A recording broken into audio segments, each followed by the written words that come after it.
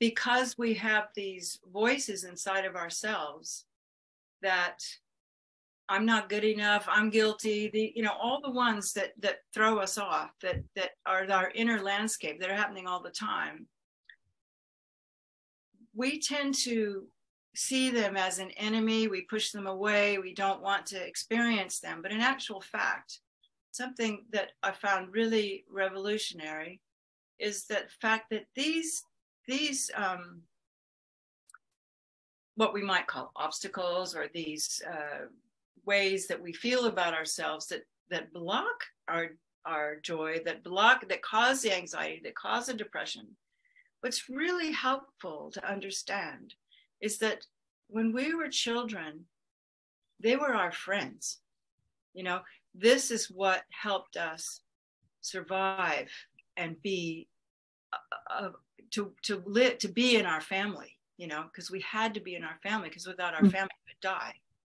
So like a protective mechanism, something that protects you. Yeah, and when you're not happy. It's a protection.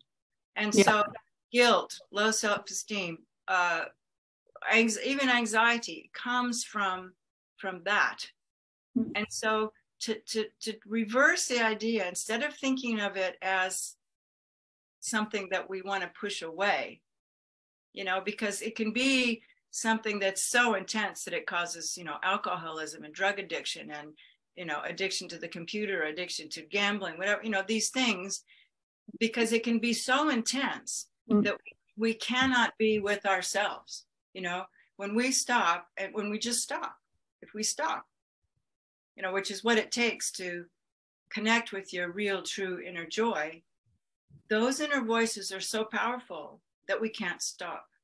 And so we're always looking for the next thing, because I think something that's important is to distinguish between pleasure and joy.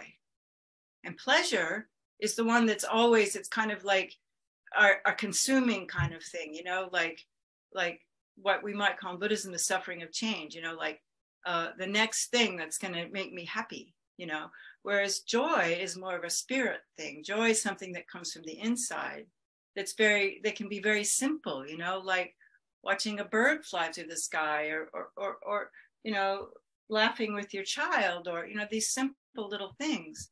And so in order to find that, we have to make friends with that part of ourselves that we developed as a protection as a child. Now as an adult, it's no longer our friend. But if we see it as a friend and welcome it to the table, not to the table, but bring it into our, instead of something that we try to push away by getting involved in a pleasure or getting involved in an activity, which is, I think, what's one of the biggest patterns in our world today, is that everyone's like this, so that's what fuels our economic system. And that's what the advertising people keep telling us over and over and over again, that if we, get the Coca-Cola, we'll enjoy the real thing. And if we buy this, we'll, but none of those things give us what we really need.